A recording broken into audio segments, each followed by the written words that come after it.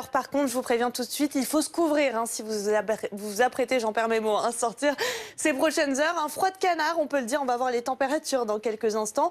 Mais c'est vrai que la bonne nouvelle, c'est que le ciel est plutôt dégagé. Ça a donc favorisé le rayonnement nocturne, très peu de vent durant la nuit. Et du coup, on retrouve une belle luminosité une fois que le jour sera levé, bien évidemment, avec quelques bémols par endroits, notamment vers le sud-ouest. On retrouve un ciel un petit peu plus chargé avec 2-3 ondées près de la façade atlantique ou encore des bords de Manche, quelques plaques de nuages bas. Et éventuellement, ces brumes et ces brouillards pour le Val-de-Saône, le Massif central, Mistral et Tramontane qui seront présents ce matin. Et puis dans le courant de l'après-midi, le ciel va vraiment être bien dégagé. Du très beau temps, juste un petit voile nuageux des Pays de la Loire jusqu'à l'Alsace. Quelques plaques de nuages bas et encore qu'on peut retrouver principalement sur la Bretagne, prémisse d'une nouvelle perturbation qui arrivera dans le courant de la soirée. Et puis le vent qui va souffler assez sensiblement vers la côte d'Opale, rafale jusqu'à 70 km/h en rafale.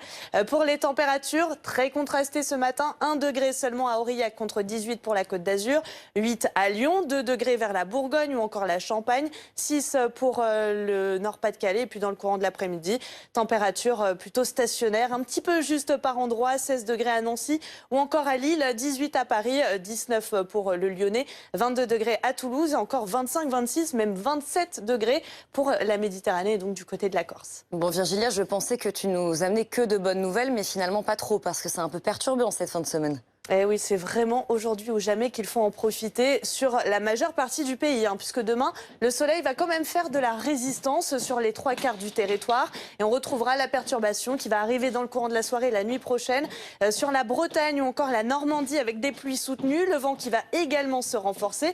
Fraîcheur encore le matin entre le sud-ouest et le nord-est du pays.